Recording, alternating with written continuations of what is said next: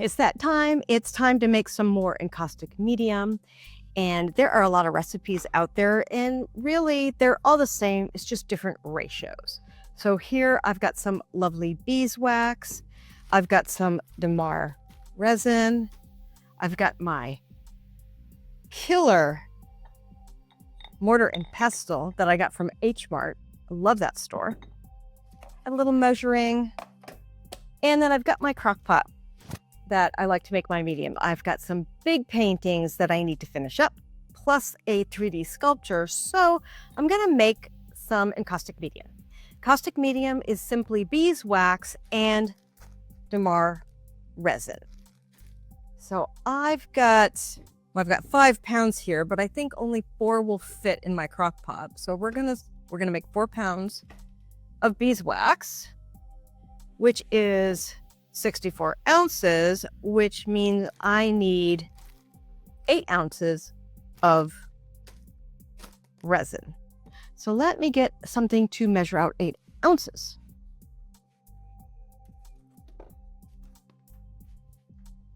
All right, this should work enough.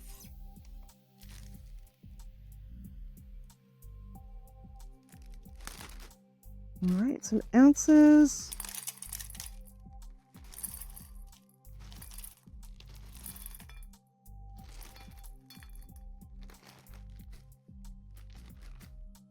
Ooh, a little dusty.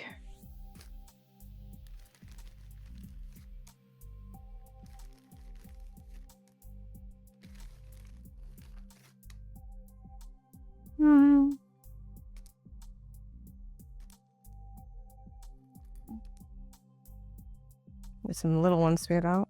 There you go. 8 ounces. Perfect. Let me take this out. So I want to put resin in first. Now you could put the resin in with all the big chunks, but I like to grind it up because it just goes a little bit smoother. And with that, I'm gonna wear a mask because you don't want to breathe in this stuff.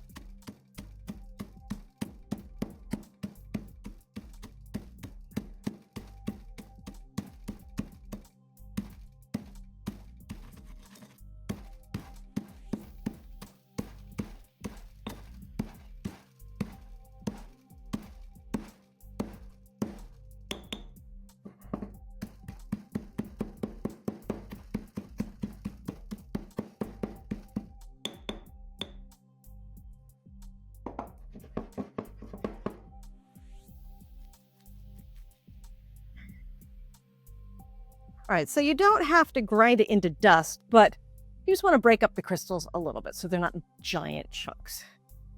We're just gonna...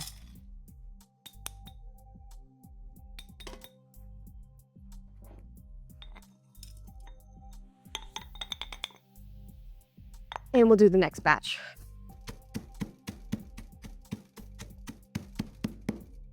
And so now I'm simply going to just put everything in here. And I've got a thermometer so it doesn't get too hot, but I'm safely below 200 here for a little bit.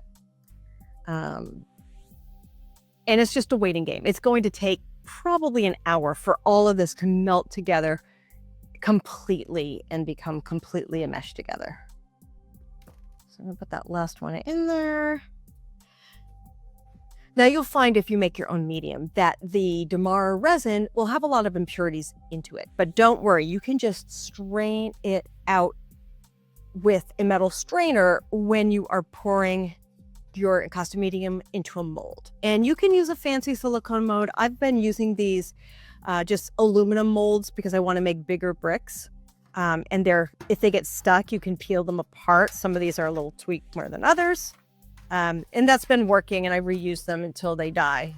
One of these days, I'm going to get fancy, and I'm going to get myself some good molds.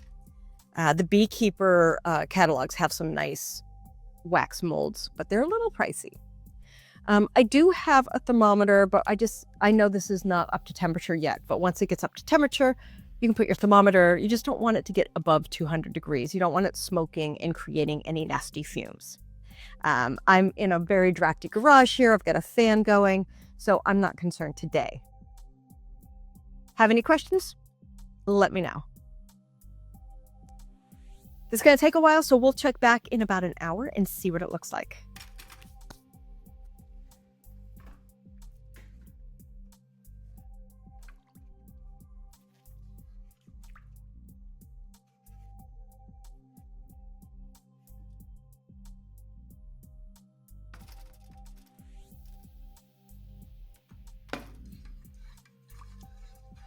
All right, nice and clear.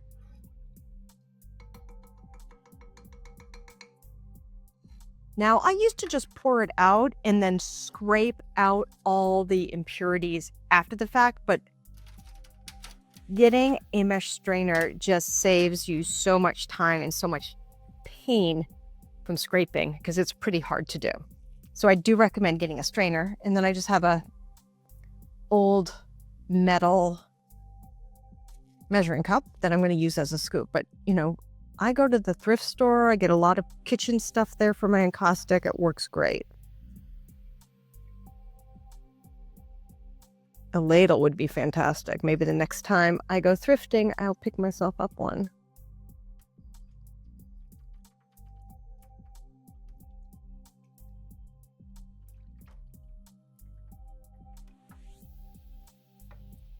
If you do get any impurities that get through the sieve, they're going to settle to the bottom of this brick that I'm making, and you can just dig them out.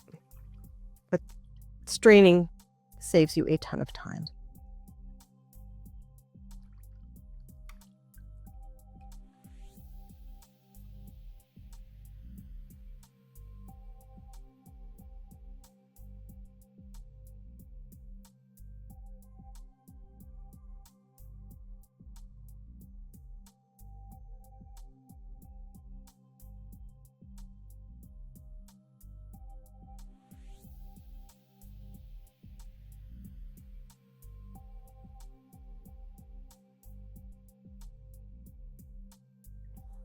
So when having an extra pan comes in handy.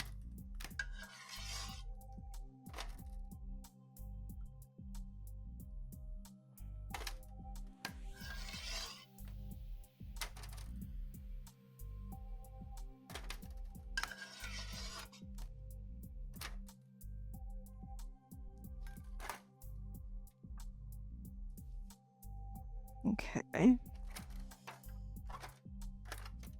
And I'm just going to very carefully dump the rest in. And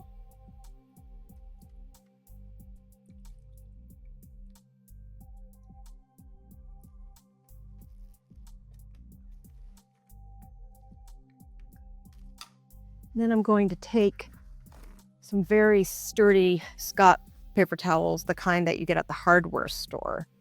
I'm just going to wipe out the bottom of my pan to get rid of any of the impurities from the Damar, because I use this to melt my wax back down also. And here you can see all the stuff that I strained out.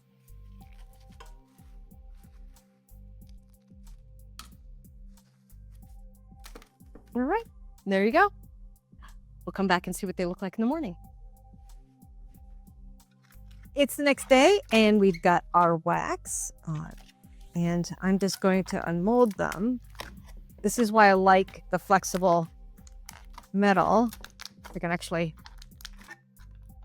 put them out.